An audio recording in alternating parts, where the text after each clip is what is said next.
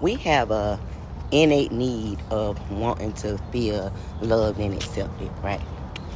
But don't allow that need to have you in spaces where you're trying to convince people who have consciously decided how they feel about you already, right? Because you'll be telling them things thinking that they're going to empathize with you and find understanding in you.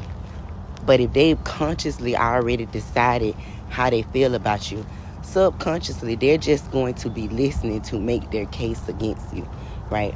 So whatever you say, they're going to flip it in their head for it to fit the narrative that they've already created about you.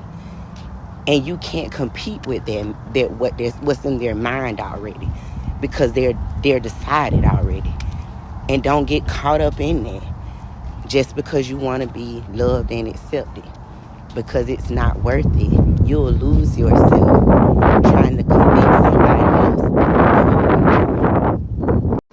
And the reason why this happens to us is because we are battling with those thoughts in their head, right? How they see us and versus how we see ourselves.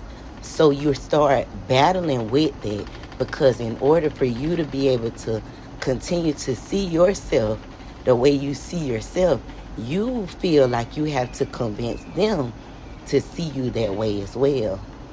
But you don't have to do that. And the only reason why you're feeling that is because you want to be loved and accepted, right? And you are battling the spirit of rejection, right? That's why the Bible tells us, for we wrestle not against flesh and blood, because it's not about that person's actions. It's about what it's triggering inside of you, what you're internalizing from their actions. Because people make choices, and people get to pick and choose what's best for them. But that doesn't have to say anything about you, right? You can be amazing and still just not be for that person. It may just not be there. And that says nothing about you. So if you internalize it, you'll constantly battle with that, because you're trying to convince this person that you're good enough because of the spirit of rejection. It's not even about that person anymore. It's about your internal thoughts about yourself.